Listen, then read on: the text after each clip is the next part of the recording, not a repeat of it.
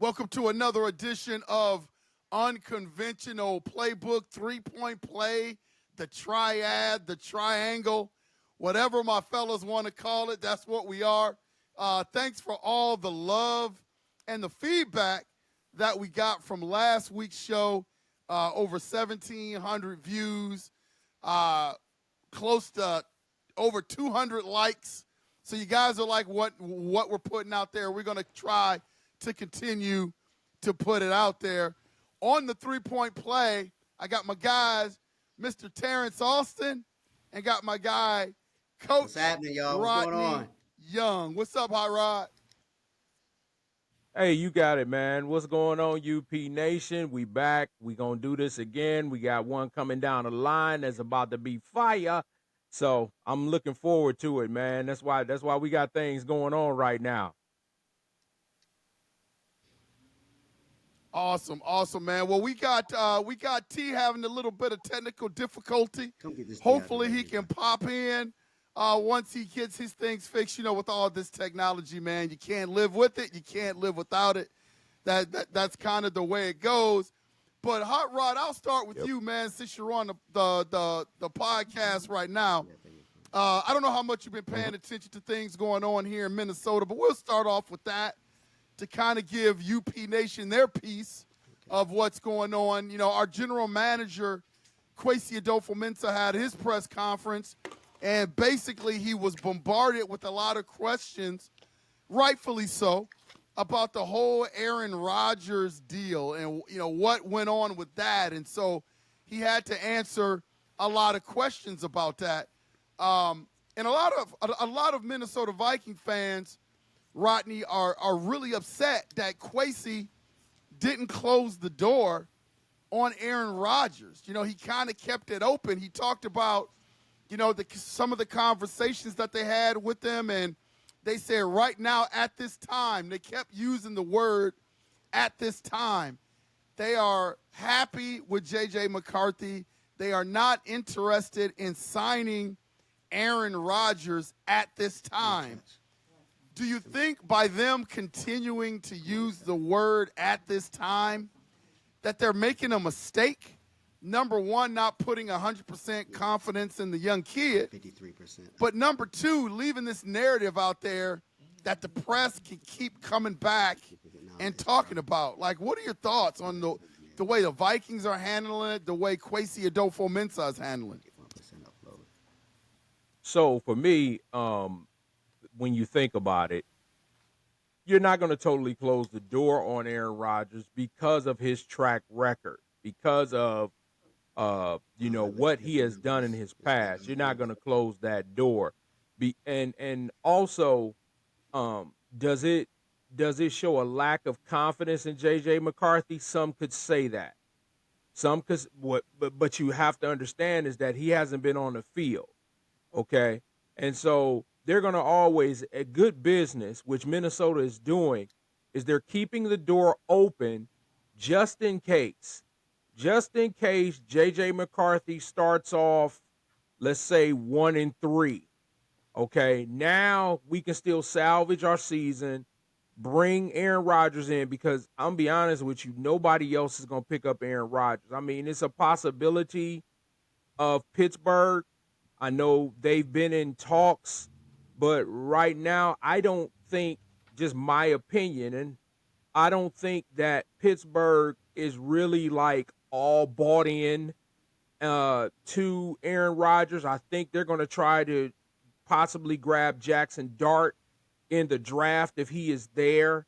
Um, and so when it comes to Minnesota, I tell all Vikings fans, just be patient. J.J. McCarthy is going to be your starting quarterback. But from a business standpoint, you never want to shut the door. Now, would I shut the door on Aaron Rodgers right now? Absolutely. You're better off, just drafting a quarterback, somewhere late in the, fourth or fifth round to back up J.J. McCarthy. But I stand on what I've said before, is I believe J.J. McCarthy is the starting quarterback for the Minnesota Vikings, and I would be all in with him. But when you think of it as a business, You want to make sure that you've got all your T's crossed, your I's dotted. So I understand why the door has not been totally shut on Aaron Rodgers. Yeah, I like the way you said that. It was really astute because I think, I've been battling with some of my UP Nation folks about this whole thing, and I think some of my UP Nation folks are trying to get me to twist the narrative a little bit, and I just want to be perfectly clear. When the whole Aaron Rodgers thing came about, I was open to it. I understood why Kwesi and KOC were entertaining it. I was on board with J.J. McCarthy, but I would understand if they went that route. That window for a Super Bowl is small, and J.J. McCarthy's 22 years old. And so I understood the hesitancy in them handing the keys over to a 22-year-old. But I think when you do your due diligence and you do your research on a guy like Aaron Rodgers and you don't pull the trigger, I think now you have to 100% commit to J.J. McCarthy. And what I've been trying to do the past week on my show is walk people through what would happen if they would bring in Aaron Rodgers at a later date. Like, I just don't think you can do that. Like, when does that happen? Does that happen in OTAs? Does it happen in training camp? Does it happen the first time he has a bad practice? Does it happen when he throws his first interception? I had one of my UP Nation says, well, what if J.J. McCarthy fails? What do the Vikings do then? Well, my comeback to him was, what is the definition of failure for the Minnesota Vikings? I mean, he's 22 years old. He's essentially a rookie cornerback. So that's the sticking point for me. I just feel like if you ever went back to Aaron Rodgers now and usurped J.J. McCarthy for Aaron Rodgers, you're talking about shadowing a kid's confidence and having to go back to that. I just don't think it's a good move for the Minnesota Vikings if they didn't pull the trigger a couple of weeks ago. So points well taken. Those are great points. I would ask you this. What is the safety net just in case JJ comes out, like I said, 1-3 or 1-4? What is your safety net at that point? Now, is that, and you did say, do you bring him in during training camp? Do you bring him in, I believe that it also, and I'm coming from this aspect, it also puts a fire under J.J. McCarthy, knowing that there's a possibility that Aaron Rodgers could come in because competition breeds excellence. So if J.J. McCarthy knows that there is a possibility of Aaron Rodgers coming in, that's going to make him, that if he's a competitor, which I know he is, it's going to make him work harder because it is his job to lose. That's just another way I can see it. For me, I would not waste my time with Aaron Rodgers. Is Aaron Rodgers going to take this Minnesota Vikings team to the Super Bowl? My answer is no. I don't think he can. Now, you can ask that same question with J.J. McCarthy. Can J.J. McCarthy take this team to the Super Bowl? As of right now, that answer is no. However, you got a 22-year-old stud who is going to get better every single year compared to a 40-year-old quarterback who is 2 steps away from the glue factory. You make that decision. Okay. For me, if I am the general manager, of the Minnesota Vikings, I am going to ride with the young stud. Now, I'm going to put someone of experience behind him. We've talked before, and when Sam Darnold was there, J.J. McCarthy learned from Sam Darnold. So you have to put a veteran behind J.J. that he can sit down with in those quarterback rooms on top of the offensive coordinator, on top of the quarterback's coach, but that veteran who's been there, done that, and can sit back and say to JJ, okay, what are you looking at? What do you see here? How are you maneuvering that? Now, Joe Flacco is still out here. He's still out here. If you're talking about a quality backup, if I'm Minnesota, I would grab Joe Flacco in a heartbeat. Okay, because I know Joe wants to be a starting quarterback, but just like Myles Garrett, money cures all gripes. So you put a little money in his pocket, you sit back there, you tell him, hey, if JJ goes down, you got it. But we want you to show this young man how to continue to be a pro. So now he's not only learned from Sam Darnold, now he's going to learn from possibly Joe Flacco. So if I'm the Minnesota Vikings, I'm still riding with the young horse, but I'm putting a quality veteran who's not going to be a threat in terms of taking his starting position unless he's just that bad.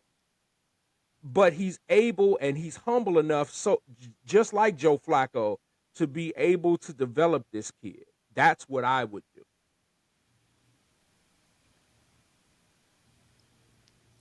Yeah, I like that plan. I think that being engulfed in the Minnesota Vikings nation up here, where I live, I know that the expectations of the Minnesota Vikings are Super Bowl expectations. Our fan base think that we are one quarterback away from the Super Bowl. I mean, we've got a stout defense. We've got a rebuilt offensive line. We got a running game. We got one of the best wide receiver tandems in the league. So I think the fans, if you could poll the fans, and I talk to them every day, I think that they would say, hey, we should, even if we don't win a Super Bowl, we should be in that conversation as one of the top teams to be able to go to the Super Bowl. And I think that puts unduly pressure on J.J. McCarthy, especially when you have the Aaron Rodgers thing out there. I believe right now that the Minnesota Vikings have an under-the-table deal with Joe Flacco. I think Joe Flacco is going to be a Minnesota Viking after the draft. If the Minnesota Vikings were to sign him before the draft, it would cost them a third-round compensatory pick. So the Minnesota Vikings don't want to give up a third-round pick for Joe Flacco. So I believe that they've had a conversation with Joe Flacco. I believe they've come up with an offer that he agrees to.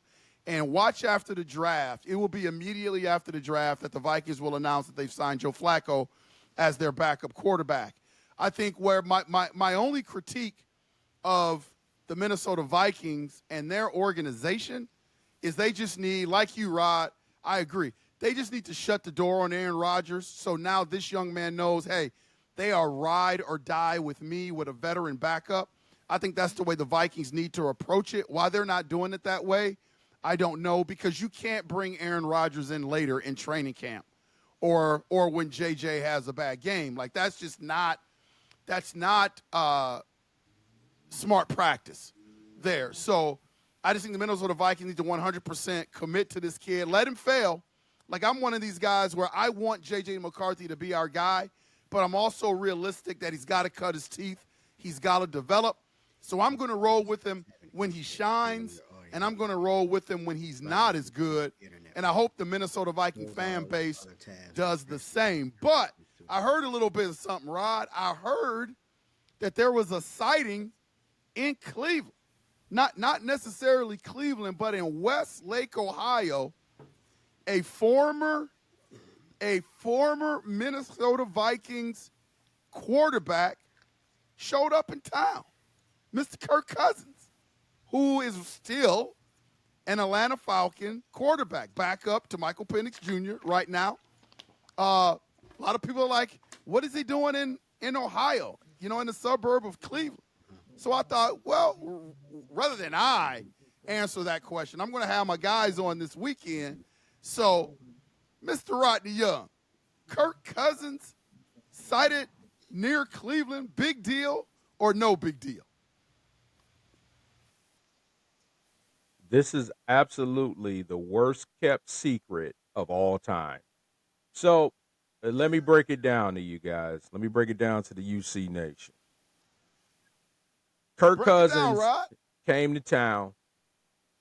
And of course, they could talk about, collusion and tampering, but here's the thing. Kirk Cousins came to town. The Browns officials were not in town.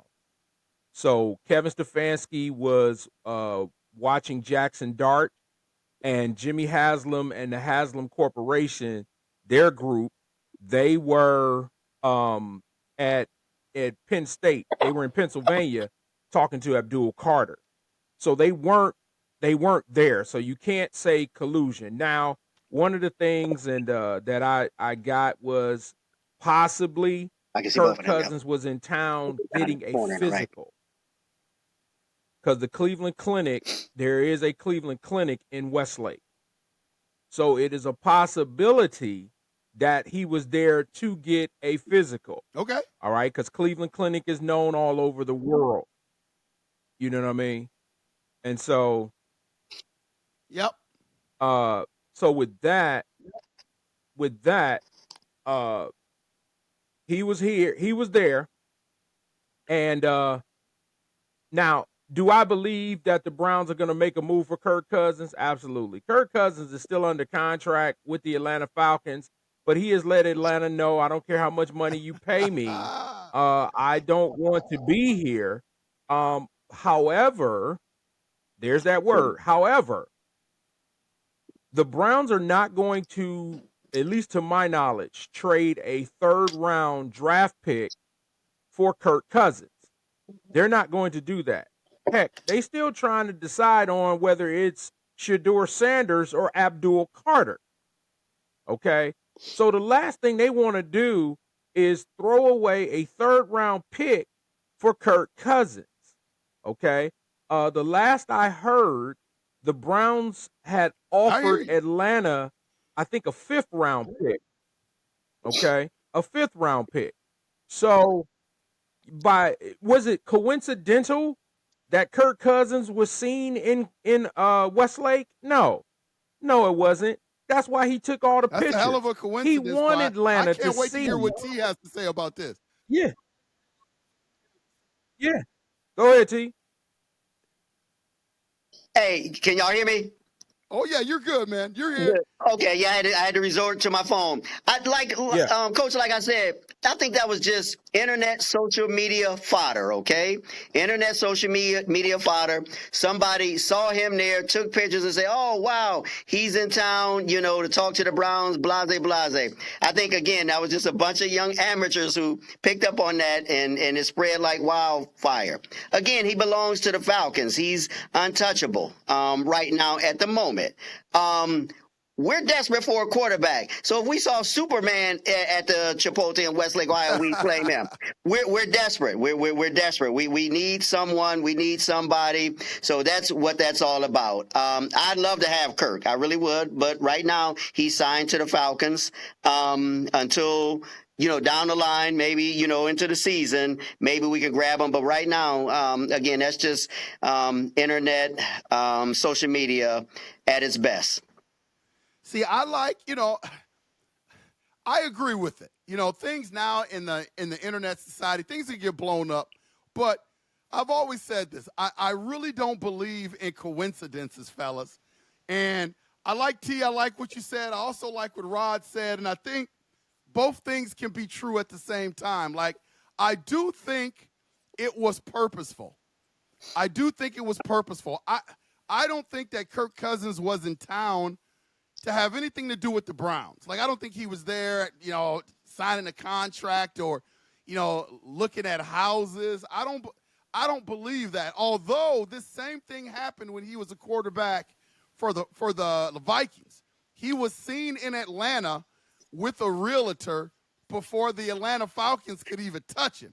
And so he ended up going with the Atlanta Falcons. So I don't believe in coincidences that he was there in Cleveland. Like, he's not from Cleveland. He doesn't have a lot of ties in Cleveland. None. He has some business options in Cleveland with Chipotle or whatever. Who's worldwide. I just find it a bit odd. And to touch on with what Hot Rod said about the Browns spending picks, if I was the Cleveland Browns, I would not trade for Kirk Cousins because Kirk Cousins is going to be released. The not the Minnesota Vikings, but the Atlanta Falcons are going to keep Kirk Cousins as long as they can keep him to see if teams are interested and teams are going to trade. I mean, who wouldn't do that? To see if teams are going to trade for Kirk Cousins. But once they find out that there is no trade value for that contract that Kirk Cousins has, I think they're going to wait. I think they're going to release him. And Kirk Cousins is going to be a value in this league because the Atlanta Falcons are on the hook for that whole contract. And that's what teams know. So I don't think anybody's going to be traded for Kirk Cousins anytime soon. Nah, and case in point, Gotcha. what they're trying to do is I hold agree. Kirk Cousins up for ransom. You know, they trying to hold him up for ransom. Correct. And because the Browns' only other option right now is Carson Wentz, and nobody wants Carson Wentz. Yep. So what the Falcons are saying is, okay, y'all go ahead with Carson Wentz. We'll sit and we'll pay the $30 million, to Kirk Cousins.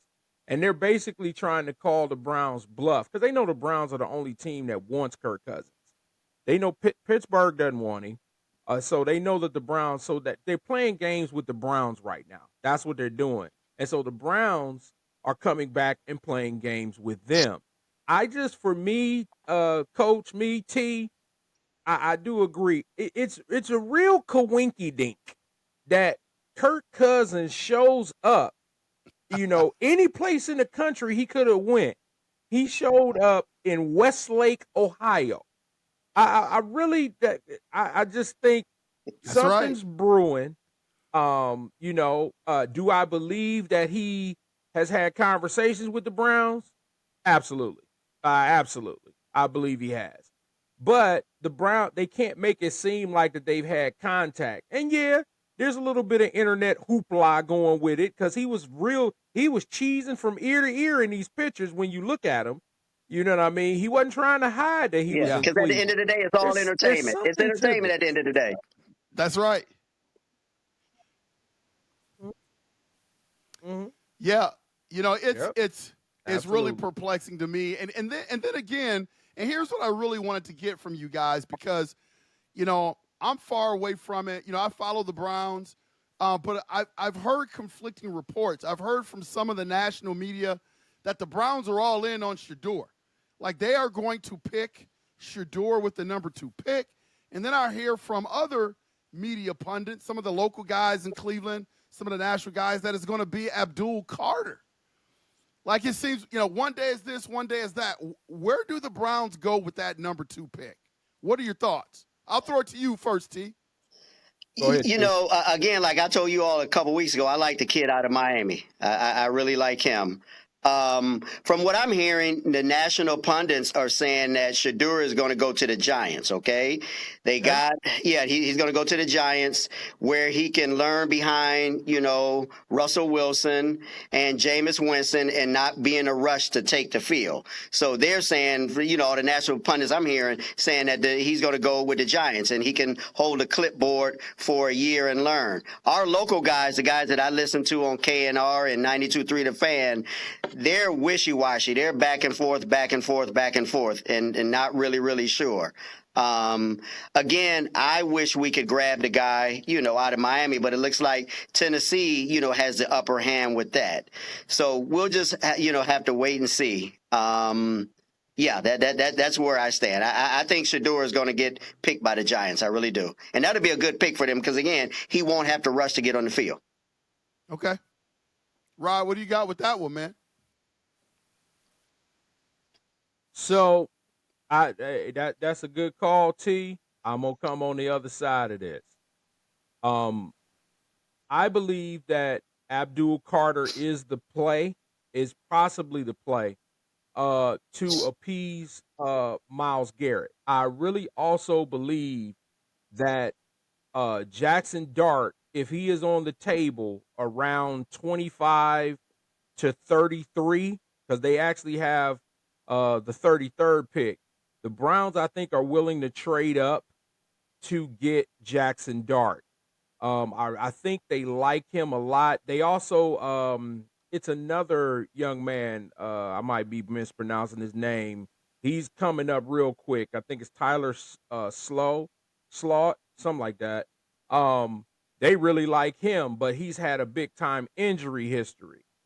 So I think Jackson Dart's in the play. Only reason I don't think they're high on Shador is literally the name. I think they don't want the baggage that comes behind it. I told y'all before, I don't think that the top two quarterbacks are franchise changers. I love Cam Ward. I just don't think he's that kind of quarterback that's going to completely transform a franchise. I think they're going to be great pros. Um, but then the Giants are going to have a problem because if Shador does drop to them, now you just signed Jameis Winston, you just signed Russell Wilson, you got and then you're bringing in Shador. That's going to be rough because Russell Wilson still thinks that he can play. So for me, and of course, all the national pundits, they want the quarterbacks to go to where the majors. So yes, let's get Shador with the New York Giants. Cam Ward goes to Tennessee, But if the Browns got Abdul Carter, I wouldn't be upset by it because now you have Abdul Carter, you got Myles Garrett. The defense is not as far behind as they could be, but of course the struggle is on offense. You need a quarterback, and I really think it. And here's the sleeper, guys. Here's the sleeper. Don't rule out Jalen Milroe. Please don't.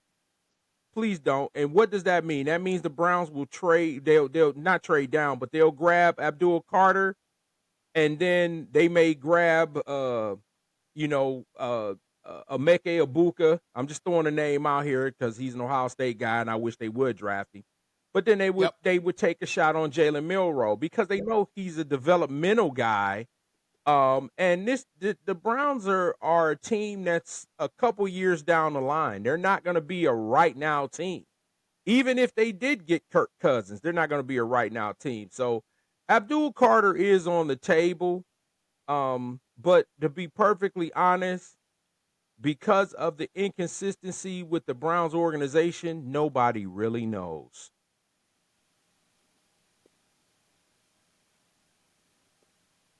Yeah. Well, Rod, here's what I tell you. Did you see that Myles Garrett? Did you see that Myles Garrett contract that the Browns gave him? And you made a statement earlier that I wanted to go back to. You said that the Browns are going to try to appease Myles Garrett to draft Abdul Carter. After that contract, they still trying to appease my guy Myles Garrett. I do agree with you, though. I do agree with you that I do think Abdul Carter is the pick. I think what you're going to see is Abdul Carter, and I do think Kirk Cousins eventually. I don't know how. I don't know the specifics. But I think eventually he's going to be the quarterback of the Cleveland Browns. And that is an upgrade from anything that the Browns have had recently at quarterback. I'm not high on Kirk Cousins being at one time the highest contracted quarterback in the league, signed the first fully guaranteed contract that the NFL has ever seen. I think he's a little bit better than a mediocre quarterback. The guy can throw for 400 yards and 30 touchdowns every year. And I think he would be a solid quarterback for where the Cleveland Browns are right now in their evolution. Not a long-term quarterback, but he is a good stopgap quarterback. And I think the Browns, every franchise, when they have to rebuild, they know they have to rebuild, but they want to do it competitively. And I think that if you sign Kirk Cousins, I think you have a competitive team now. Not a championship team, probably not even a playoff team, but I think he's your best case scenario out of any quarterback option, including drafting guys that you possibly could have for just next year. I'm not talking 2 years down the line, but for just next year for the Cleveland Browns. And so it's going to be interesting to see how this thing plays out for the Browns. Yeah, and with his past relationship with Stefanski, I think that'll work out. So you're right. It'll work until we get our franchise guy. It'll work. Yep. Well, let's talk about, last week I got a lot of good feedback. We touched on the passing of George Foreman. And I was really shocked by it. Honestly, I hadn't thought about George Foreman for a very long time. And then to get punched in the mouth with his passing and his death, being a fan of George was really, really tough. So, but a lot of people have some feedback. I'm glad that you guys touched on that. Great conversation about George Foreman.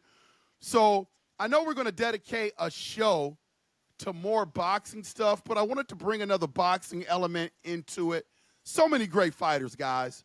So many great fighters. We mentioned a few names last week, names that I hadn't thought of in years. Tommy Hearns, Marvelous Marvin Hagler, Roberto Duran. I mean, those names were very nostalgic to me when you guys were talking about them. Boxing, I still have a love for boxing, but when we were growing up back in Warrensville and turning on Saturday afternoon sports where they had the big boxing contest, it's just not the same now. I know the UFC is big, but boxing was just really huge back then.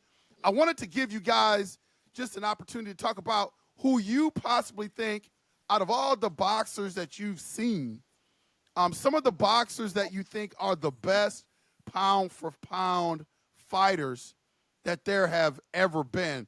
I know you can go a bunch of different ways with this conversation, but I think UP Nation wants to know what T thinks, what Rod thinks in terms of who do you think the best boxer is in the history of boxing, pound for pound?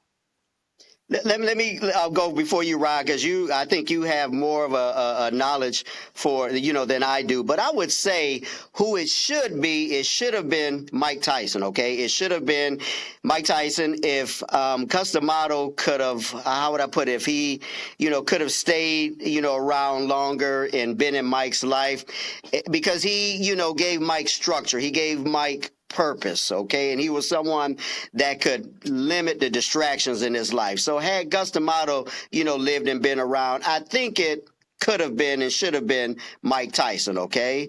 However, to answer your question, and I looked over, some old footage and, read some things, and this guy wasn't my favorite, but I think to answer your question, the best pound-for-pound fighter, especially in his heyday, had to be no other than Manny Pacquiao, okay? I would say him when he was at his height. Floyd ducked him for years. He did. Made him excuses about not wanting to take the drug test and this and that. And Floyd ducked and hid from him. I think when that guy was in his prime, I think, in his commitment and everything, I think he was the one. Now, Sugar Ray and Tyson were my favorite, and of course Ali. But to answer your question, I think the guy that gave you the most for what he had was Manny Pacquiao. I really do. Good answer. I like that. Rod, what you got, man? All right. So for me, I mean, of course, you cannot deny the greatness of Tyson. You can't deny the greatness of Ali. I mean, this is a tough subject, when it comes to the greatest of all time. Pound for pound, out of all the boxers that I have seen, um, honestly, Roy Jones Jr. was an absolute problem. Roy Oh, Jones Jr. had the Yeah, he was. ability Yeah. to knock you out, but his speed was absolutely ridiculous. Um, Getting in the ring when Roy Jones was at his heyday, it was like it was nothing else that you could do with him. because he had the ability to move with quickness. Like I said, he had power, he had speed. Now, of course, toward the end of his career, he started getting knocked out. Antonio Tarver knocked him out, and then you started seeing the decline. I mean, but I definitely am gonna go with Roy Jones Jr., but no disrespect, honorable mention. When people talk about Floyd Mayweather, you can't go away from Floyd Mayweather and not talk about Pernell Sweet Pea Whitaker, the late great Pernell Sweet Pea From Whitaker. right here in Norfolk, Virginia. And so Yes. From right here I in just, Norfolk. yeah, Sweet Pea. Sweet Pea, man. Pernell Whitaker he was a problem as well. But like I said, I grew Yes, up he in the was. era of Alexis Arguello and Aaron Pryor. You know what I mean? Of course, Marvin Hagler. You can't disrespect, Sugar Ray Leonard and Tommy Hearns. If you go into the heavyweight division, you can't forget about Lennox Lewis and Riddick Bowe. You can't forget about Larry Holmes in his So heyday, many. who put down Ali. You know what I mean? It's so hard to target one, and not disrespecting Floyd Mayweather either. But gentlemen, we've had this discussion before, and I'm telling folks that Floyd Mayweather wasn't the best Mayweather in the family, and it actually was his uncle Roger. Okay, Roger Mayweather was out there fighting killers. Yep. All right, where as you said, T, Floyd ducked Pacquiao until he was able to beat Pacquiao. Pacquiao. Okay, you know what I mean? And so I just Roy Jones, he was just phenomenal watching him. And like I said, just his undeniable speed and power, and bringing some of the country in, like he would put his hands behind his back and dare you. I watched him knock a guy out, and he was trying to hit him and couldn't hit him. It was just amazing. But I'll go, and I know people are probably like, Coach Young, what are you talking? Roy Jones with all these other great fighters, Rocky Marciano and all these other great, Joe Louis, all these great fighters. Yes, I'm going with Roy Jones because I believe Roy Jones could have fought in every era.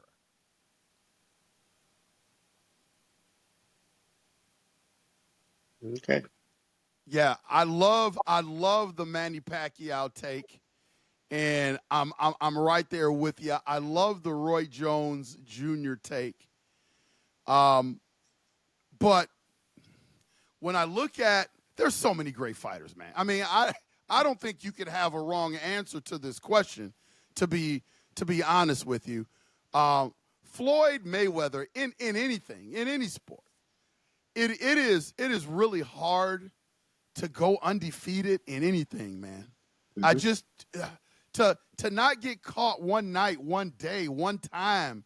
It's true. All the punches that are thrown, like you got to get caught once.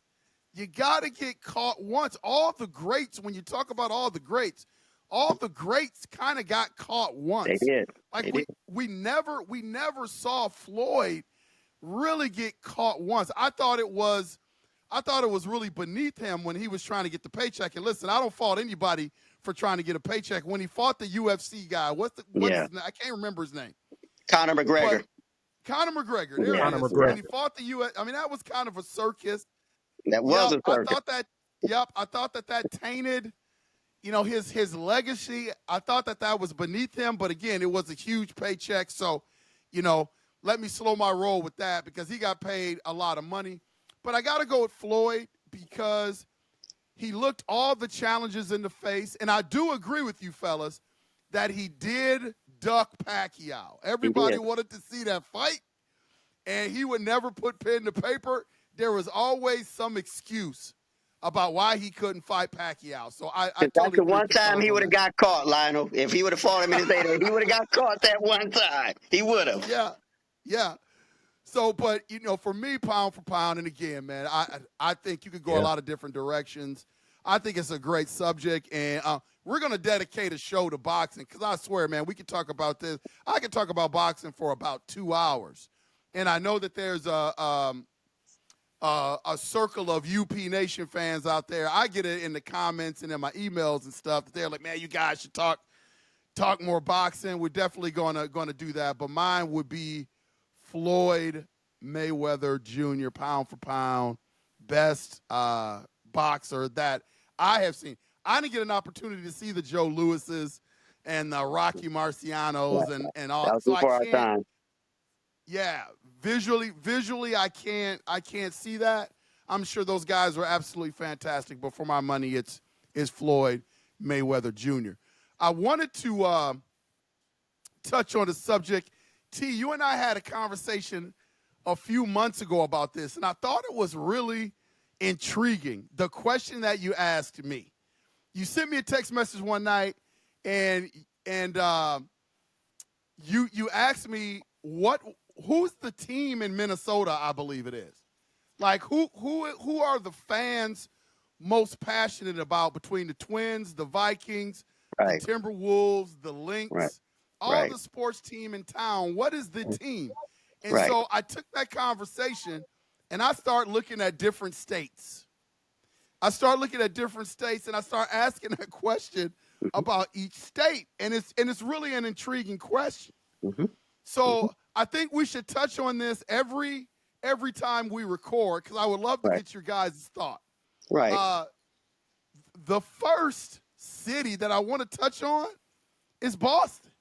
Awesome. Mm-hmm. Like when you think of all the great teams in Boston, the New England Patriots, you got the tradition of the Boston Celtics. Mm-hmm.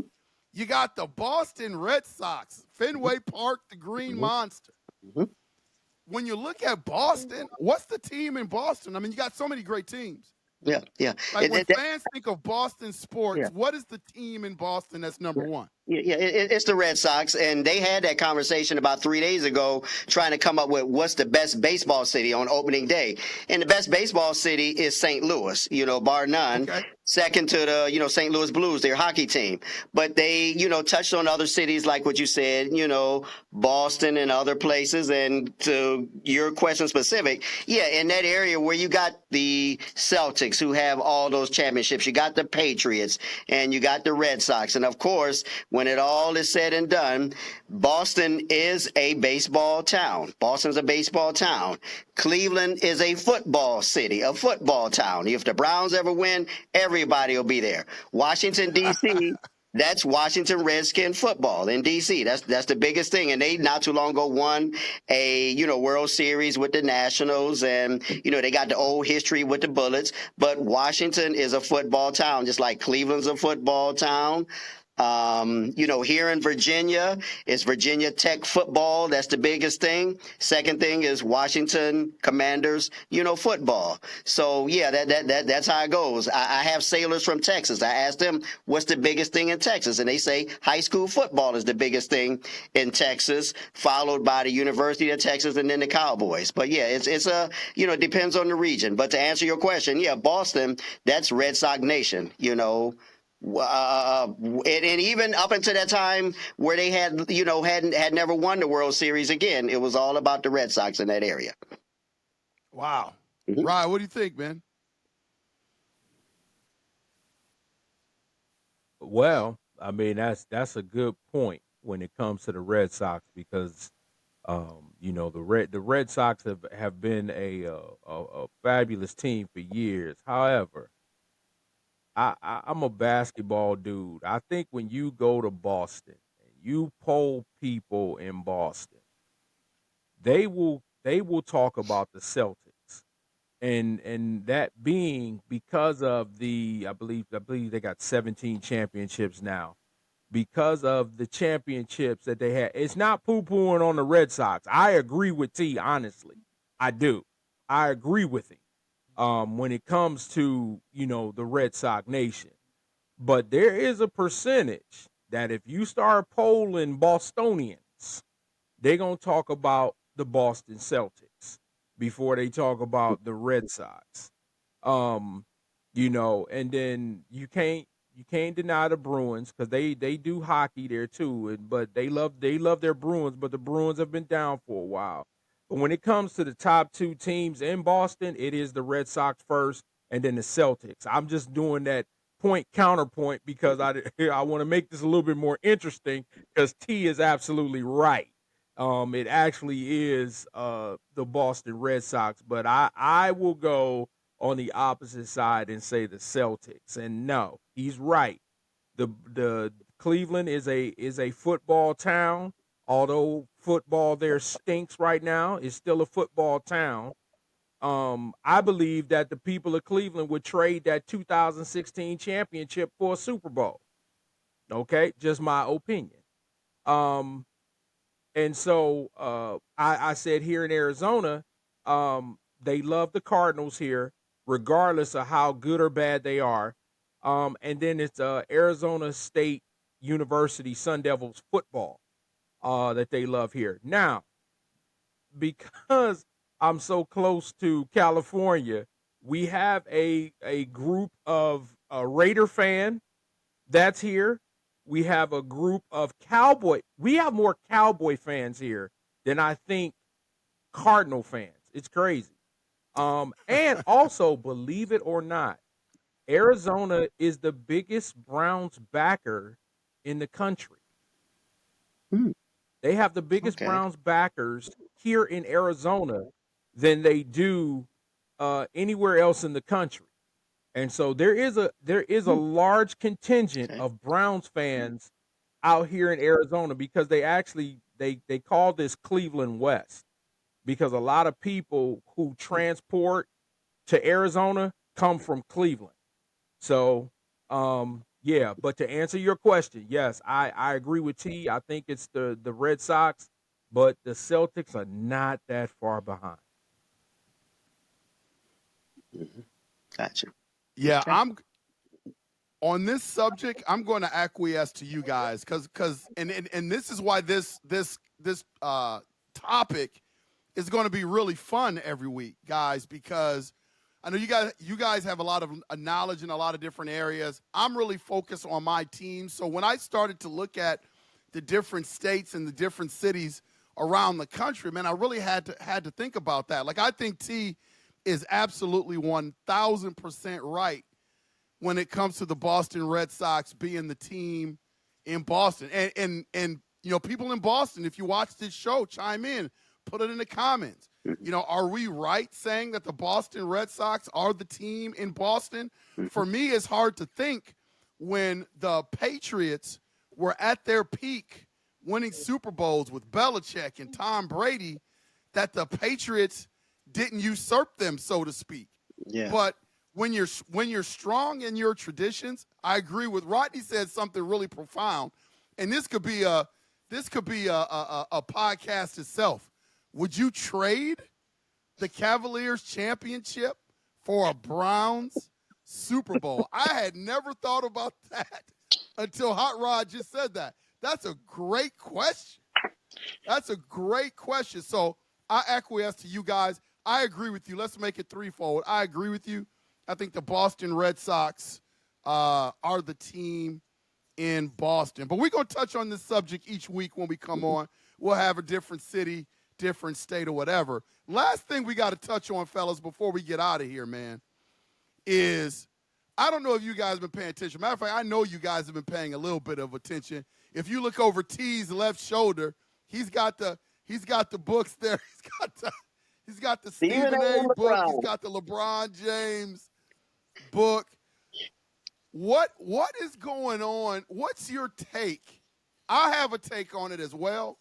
My take is going to maybe be a little different than a lot of people that I've heard, but this LeBron James and Stephen A. stuff, I mean, this is getting serious, fellas. Yeah, it is. It is.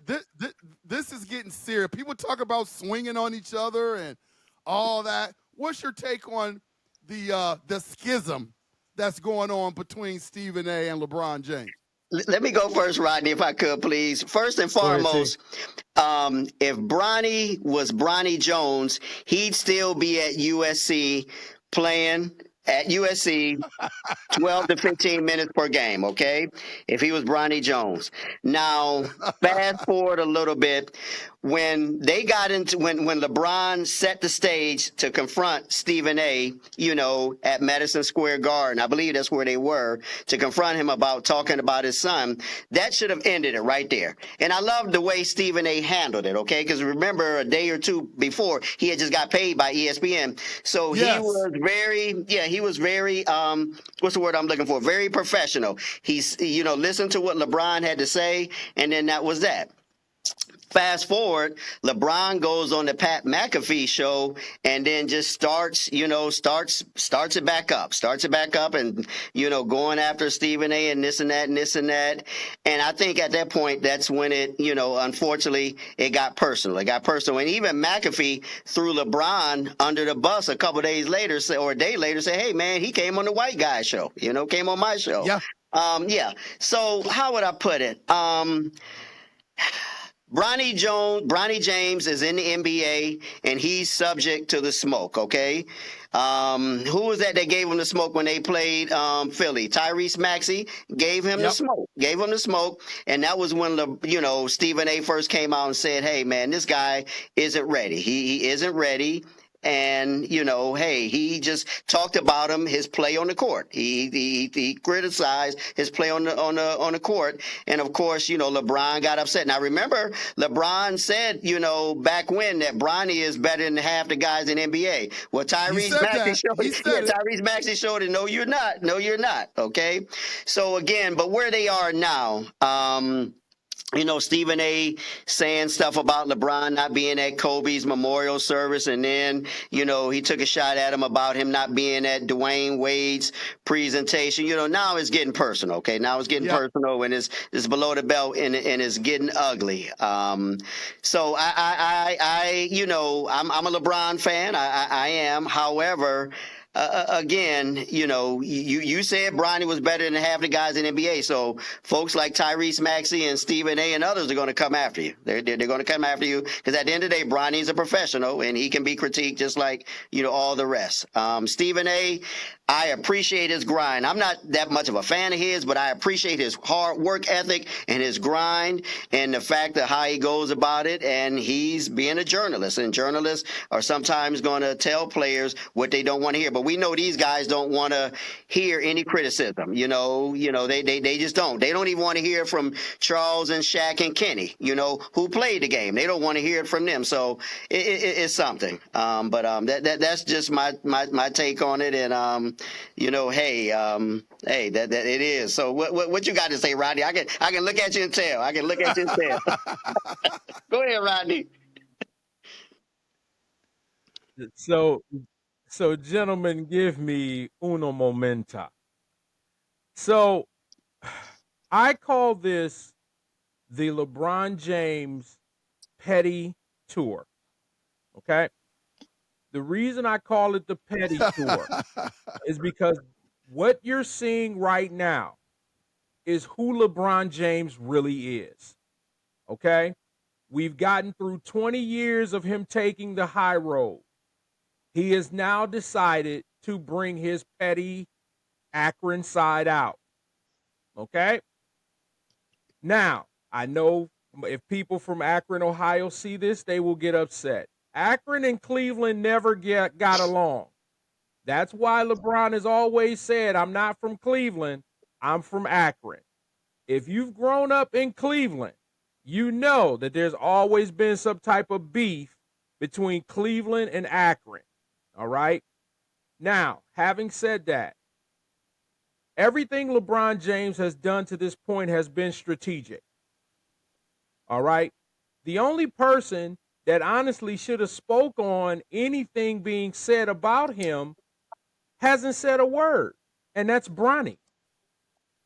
Bronny ain't said nothing.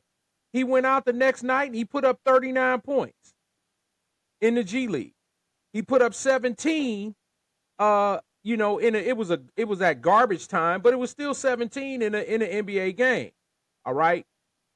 T, you're right. If his name was Jones, nobody would be having this conversation. But LeBron knows that Bronny has gotten to the league through nepotism. Not saying that the young man can't play. I root for the young man because I want to see him be successful. Not because his dad is LeBron, but because that kid almost died last year. Okay? And so he's persevered through a lot. But talking about LeBron James is very easy for me because what he's doing is he is on a petty brigade. Now, T, let me correct you real quick. It was at the Staples Center that LeBron approached Stephen A. Okay. It was in the third quarter of a game. Okay. That was strategic. Okay. He did that on purpose because why would you walk up to Stephen A? Yeah. Why would you walk up to Stephen A in the middle of the third quarter of a game? You could have met him at the end of the game. You could have called him on the phone, but no. He is a media mogul. So he figures if he does this in front of the media, if you go back and you look at the film, when LeBron walked away, he looked at the person that was recording. He knew. He took Markieff Morris, or one of the Morris twins was standing right next to him. Okay? So this was all planned. LeBron planned this. Now, he planned going on the Pat McAfee show. It's a part of ESPN. He tried to cause problems. Well, Stephen A came out and said, I have no problem with Pat McAfee. If anybody got LeBron James, bless him. Okay? And even if you go back to the Pat McAfee interview, he was throwing everybody up under the bus. He threw Brian Windhorst up under the bus, who had been covering him since he was in high school.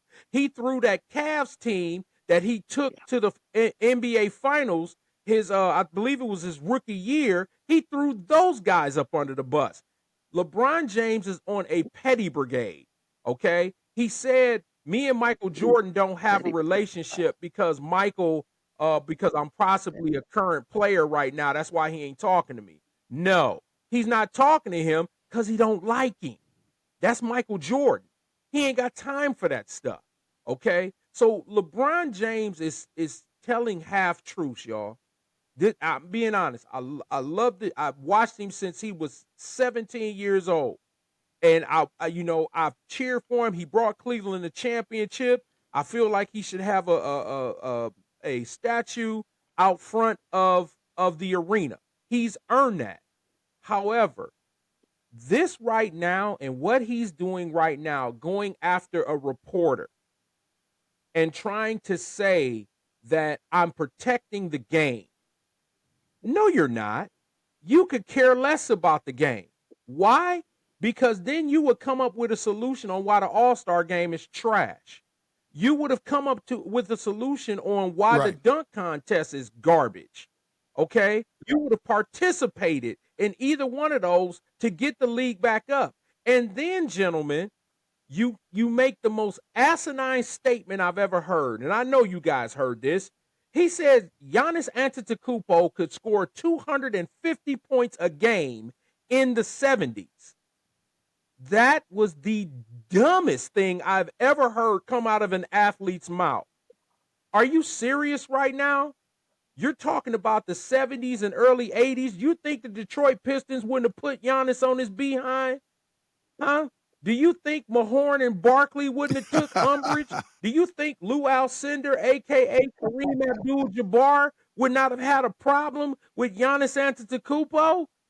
Stop making asinine statements. And that's what that was. And then the worst part about it, gentlemen, and I'm going to be quiet, is that you got other NBA players co-signing this foolishness. Draymond Green co-signing his statement on Antetokounmpo. You sound goofy. And that's why nobody's going to watch that podcast. I'm sorry. I hope I'm not casting aspersions on anybody. But I'm like, tell the truth. Okay? So LeBron is on a petty tour. And this is not going to stop. It's not going to stop. Because he's taken the high road so long and he's heard everybody talk about him. He's heard everybody talk about him. He realizes that his career is on the downside now. Okay. And so now he's going to get his off. And that's exactly what he's doing. I got a lot more, but I don't want to take up any more time. That's my take right now. Welcome to the LeBron James Petty Tour. Coming to a city near you.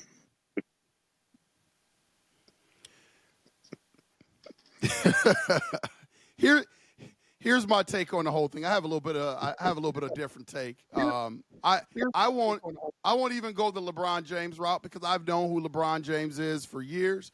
And again, it's just my own acquired taste. LeBron James is not a bad guy. Some of the things that he's done for the city of Cleveland, in terms of his philanthropy, is just absolutely fantastic. So in terms of being a good person, LeBron James is top notch. But that doesn't mean that you have to be a fan. It doesn't mean that you always have to root for LeBron James. I think there's those, pocket of people out there that feels like that if you don't root for LeBron James and you're from Cleveland, you're hating. And I'm not hating. I'm just a little bit old school. And I think LeBron James is a little bit of an acquired taste. Here's my difference on the take. I think there are a lot of people of color out there that grind for those jobs, the Fox jobs, the TNT jobs, the ESPN jobs. They grind. They go to communication school. They just grind. And now, probably more times than ever in the history of sports, when you turn on Fox, when you turn on NBC, when you turn on ESPN, the panel is full of people of color. Like you turn on Fox, these debate shows, people of color. You turn on First Take, people of color. First Things First, people of color. You have people of color getting great opportunities now to be able to analyze, talk about sports, to be in the forefront. I think a lot of these guys are disrespectful to that, and they're tainting that. You look at a couple of months ago, you had the Charles Barkley, Kendrick Perkins thing. Charles Barkley calling Kendrick Perkins an idiot. Before that, you had the Jason Whitlock thing and Stephen A thing going back and forth. I mean, people of color going after each other. You saw Shannon Sharp at a basketball game, fellas. At a basketball game, getting into a fight or getting into a verbal altercation, I should say. But he was basically telling, I can't remember the guy's name from the Memphis Grizzlies. John Morant's dad. Yeah, John Morant's dad, but there was a player, too, John on Morant. the Memphis Grizzlies that he was talking stuff to before. And he's on. I think it was Dylan Brooks. Brooks, yeah. Brooks, that's who it was. Dylan Brooks, Dylan Brooks, that's exactly who it was. You're on the number one ranked talk show. You just separated yourself from Undisputed, got on First Take, and your first thing you do publicly is get into it with Dylan Brooks and John Morant's dad publicly, and you're a host on First Take. I mean, it is just getting nasty with people of color that are supposed to have a standard. Remember what Mike Tomlin said? The standard should be the standard. Mm-hmm. And I just hate that these guys, and again, this was no different. Now it's LeBron, who is essentially the Michael Jordan of this era. You would never see Michael Jordan come on a show as highly rated as Pat McAfee's show is, call Stephen A and MF, because LeBron James calls Stephen A and MF on that show. I don't know if people it's just ugly. Yeah. I think it's beneath a lot of people. And I don't want to see commentators, sports analysts, sports figures take this time that should be great. Because I'm telling you, man, there has never been a time in our country's history where so many people of color have been on these shows and are getting these opportunities. And I think there's some element of people that are going to love to see people of color go back and forth and be unprofessional and I don't talk want to this see it. and that. And there's going to be a lot of people that are going to hate it. Me personally, I just hate to see it. Yeah. The whole thing with LeBron James and Stephen A, fellas, that could have happened back in the locker room. All LeBron James had to do was come over to Stephen A and say, hey, man, after the game, I just want to rap with you for a little bit. But I agree with Rodney. It was orchestrated. Why do that in the middle of a game in front of the whole arena? There's only one verdict to that. It's because he wanted everybody to see it. Yep. And now Stephen A, instead of taking the high road, Stephen A, because he's a man and you want to man up, he goes on his podcast and he talks about LeBron James. That promotes LeBron James to go on Pat McAfee and continue it. And I don't know if you guys seen this, but Stephen A said that if LeBron James would have touched him, that he would have swung on him. And LeBron James recently, I mean, this is our sportscasters. Remember the days of Bob Costas and James Brown? These guys would have never. I mean, even the classiest man on ESPN is Michael Wilbon. You would never see Michael Wilbon involved in this kind of stuff. Right. And so it's just, for me, man, it's just sad to see. LeBron James just posted something on his Twitter with Stephen A going through some boxing workout where everybody has kind of clowned Stephen A for that because it looks like he can't box. But again, the going back and forth, man, it's just, I'm just disappointed in it. Yeah, I am too. I hate to see it. Yeah, thumbs because down. I know there's people watching that Kids are loves watching. it. Kids are They watching. love it. I know. That's my take on it, fellas. That's my take. Yeah. Great. You landed the plane. You landed the plane. And that's a great take. That's a great take, L. That's a great take. And let me piggyback and give you this. Back in the day, we had leaders in our community who would have grabbed Stephen A, who would have grabbed LeBron, sat them both down and said, stop this foolishness. Yes, sir. AKA the late, great Bill Russell. He would have done that. Bill Russell would have sat them both down and said, young James, Mr. Smith, we got two brothers that are bickering back and forth. This is not good for us. This needs to stop. Now, Michael Wilbon, we don't know what's been said behind the scenes, but I have yet to see anyone. The only person I've seen that says, hey, they both need to sit down and talk was Carmelo Anthony. Carmelo Anthony said, hey, I understand both sides, but we got to be men and we need to sit down and we need to talk. Stephen A, to an extent, is kind of hypocritical, and I'm going to explain real quick why. He's hypocritical because there was one time where Ryan Clark got into it with the former wide receiver for the Steelers, Antonio Brown. And they were talking about throwing hands. And Stephen A went to Ryan Clark and said, no, we cannot do this, man. This is not good for our image. This is not good for what we're doing. Now you're turning around and basically doing the same thing because your pride is hurt. And so I agree with you, L. We have to, as brothers, I can disagree. Me, you, and T can disagree with one another, and we will on our program every once in a while. We'll disagree. But just because I disagree with you don't mean I want to fight you or I hate you. That doesn't mean that. And that's where we got to, because right now, that's right. Just like T is saying, we got young, impressionable kids that look up to LeBron James, that looks up to Stephen A. Smith, because everybody's not an athlete. They may want to be journalists. Is this the type of decorum that we want to show? Do we want to show this younger generation? And I just wish that somebody in the James camp and somebody in the Stephen A. Smith camp says, gentlemen, this is enough. I need you guys to stop. Okay? Right. Hopefully, in LeBron's camp, his wonderful wife will be the one that say, honey, that's enough. You've gotten your point across. That's enough. But I also feel that because so much has built up, so much criticism has come to LeBron, that he's finally boiled over.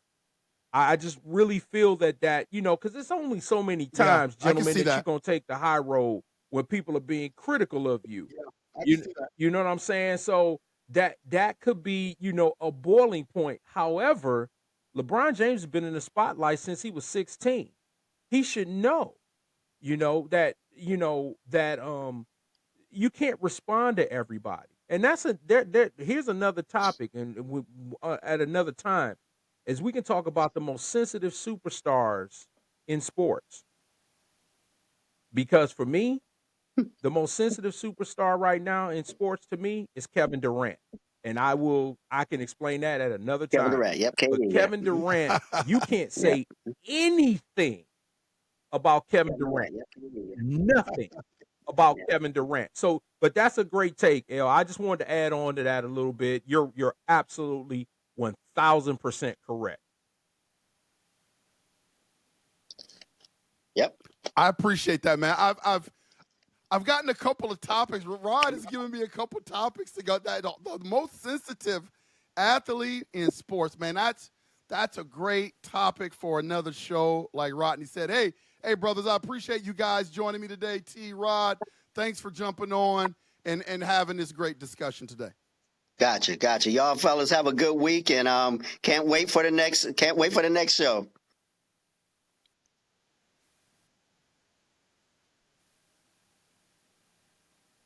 Y'all know me. Hey, This has make it a great this week. has Make your been week. Don't let your week make you. Yep.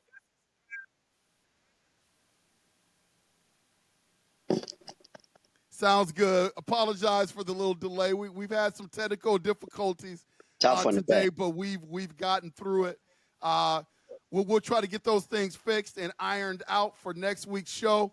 This has been Unconventional Playbook, and as always, we will see you when we see you.